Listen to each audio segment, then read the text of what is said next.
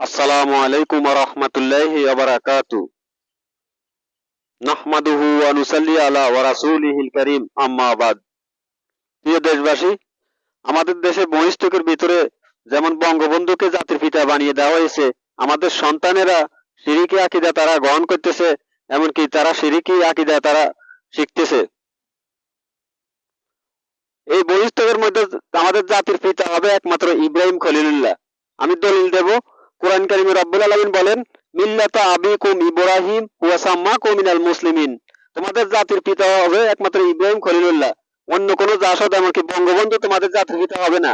আজকে বহিষ্ঠকের মধ্যে আজকে জালেমদের স্লোগান হগল, যত জালেমদের স্লোগান হগল বঙ্গবন্ধু স্লোগান, এমনকি আমার সোনার বাংলা আমি তোমায় ভালোবাসি, এগুলো সম্পূর্ণ শিরিক। এটা বলা যায় যে আমার মাহবুদ আল্লাহ, আমি তোমায় ভালোবাসি, আল্লাহর নাম দিয়ে জাতীয় সঙ্গীত হবে ইনশাআল্লাহ। এই সব বহিষ্ঠকের মধ্যে যত শিরকি আকীদা আছে সমস্ত কিছু বয়কট করে কেটে দিয়ে একমাত্র নবী মোহাম্মদ সাল্লাল্লাহু আলাইহি সাল্লামের আদর্শের কথা বলা হোক, একমাত্র নবী নবী সাল্লাল্লাহু আলাইহি সাল্লামের চার খলিফার জীবনী দেওয়া হোক এই সমস্ত বহিষ্ঠকের ভিতরে। তাহলে মানুষ শিক্ষা গ্রহণ করতে পারবে, মানুষ রাষ্ট্র কিভাবে চালায় তখন বুঝতে পারবে।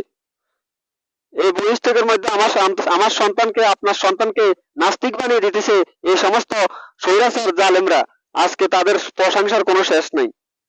এজন্য সমস্ত কিছু পাল্টানোর জন্য আমি অনুরোধ করতেছি, আমার ছেলে সন্তান যেন নাস্তিক না হয়, আমার ছেলে সন্তান একজন মুসলমান হিসাবে যেন সে বেঁচে থাকার মতন অধিকার পায়, তার কথা বলার জন্য অধিকার পায়। আজকে আমরা কথা বলতে গেলে আমরা রাজাকার হয়ে যাই, এক শ্রেণী মুনাফিকের বাচ্চারা আমাদেরকে রাজাকার বলে, জঙ্গি বলে, আমরা সঠিক কথা বলতে গেলে।